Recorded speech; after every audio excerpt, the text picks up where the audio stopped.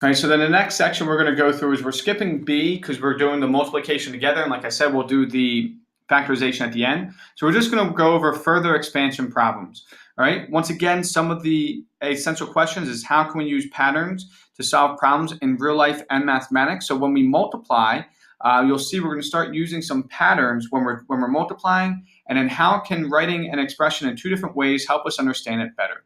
All right, so that is the essential questions I want you to focus on, not only this video or this unit, but throughout the whole year.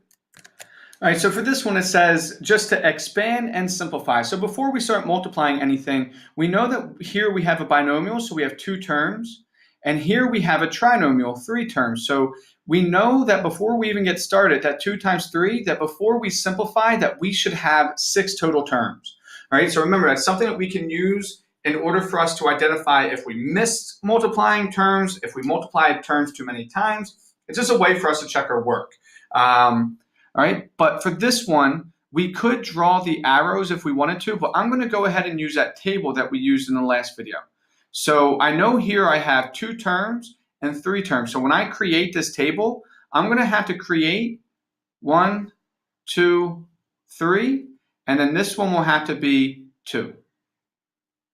All right, so when we do this, remember this very top corner doesn't get used. So that means this one here will be positive x and plus 3.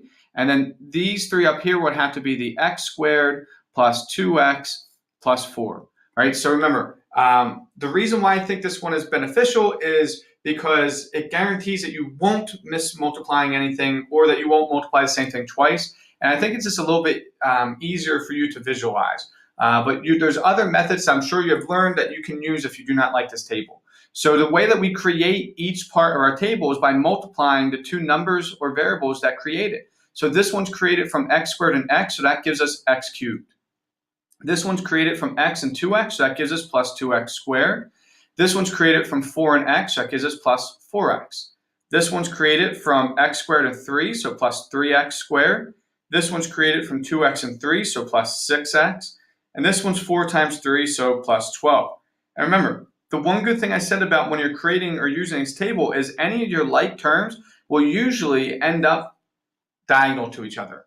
So here we know that we have no other like term with the x cubed, so it's just x cubed. We have 2x squared plus 3x squared, so that will give me plus 5x squared.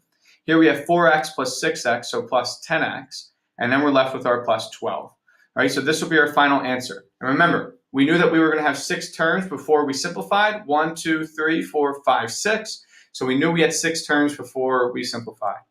All right, so for this one, before we get started, we still have the exact same rules as we did before, that if we see how many terms we have, 1, 2, and 2, and we multiply them together, that tells us how many terms we should have before we simplify.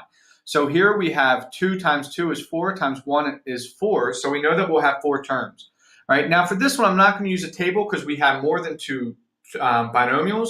And I'm also just going to go over another way that you can do this, and that's just drawing arrows. So we have x times x plus 1 times x plus 3. So when we multiply this, I'm just going to start first by multiplying our 2 leftmost,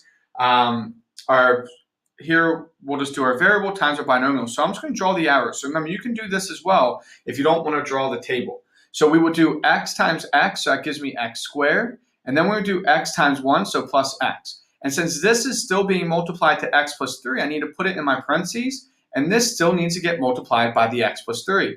So then I'll go ahead and I'll draw the arrows for this one. So x squared times x, so that gives me x cubed. X squared times 3, so that gives me plus 3x squared. Then I have 1 times x, so that gives me plus x. And 1 times 3, so that gives me plus 3. All right, so remember, before we went and simplified, we knew that we would have 4 terms. Well, we do have 4 terms here, and there's actually nothing that we can simplify. This is our final answer. All right, so you could just draw the arrows. You could use the table. For this one here, you can use FOIL because it's a binomial times a binomial. It's your call. All right, so for this next one, we have x plus 1 times x minus 3 times x plus 2. So if we were to multiply all 3 of these out before we simplify, we would end up having 8 terms, but we're going to end up simplifying midway through. So we're going to go and do this one individually. So the first thing we'll do is we'll multiply the 2 leftmost, And this will be 2 and 2, so we know that we should have 4 terms before we simplify. So let's go ahead and draw our arrows. So we have x times x, so that will give me x squared. We have x times -3, so minus 3x. We have 1 times x, so it gives me plus x. And 1 times -3, so minus 3. All right, so we knew that we would have 4 terms before simplifying, and here we have 1, 2, 3, 4. So as we go to simplify, the 2 inside terms are the same, so we'll simplify those. So this will then give me x squared. Minus 3x plus x is minus 2x minus 3. All right, so now here we have 3 terms, and it still needs to be multiplied by this x plus 2. So before we do anything, we know we have 3 terms times 2 terms, so we know before we simplify that we should have 6 terms. Well, let's go ahead and let's draw those arrows, and let's multiply. All right, so the first thing we'll do is distribute this x squared in, so it's x squared times x, or x cubed, x squared times 2, so that will then be plus 2x squared. Here, our next one we'll have is minus 2x times x, so that will then be minus 2x squared, minus 2x times 2, so that will then be minus 4x. And then the last one is minus 3 times x, so minus 3x, and then minus 3 times 2, so minus 6. We knew that we would have 3 times 2, or 6 total terms before simplifying, and we have 1, 2, 3, 4, 5, 6. So we know that we did this correctly. We don't have any other x cubed, but here we have 2x squared, so we will have to combine those. Here we have x's, so we would have to combine those. So x cubed is by itself, so x cubed. 2x squared minus 2x squared, they are going to just cancel each other, so that's 0. Minus 4x minus 3x is minus 7x minus 6. And that is our final answer. All right, and that is it for this video.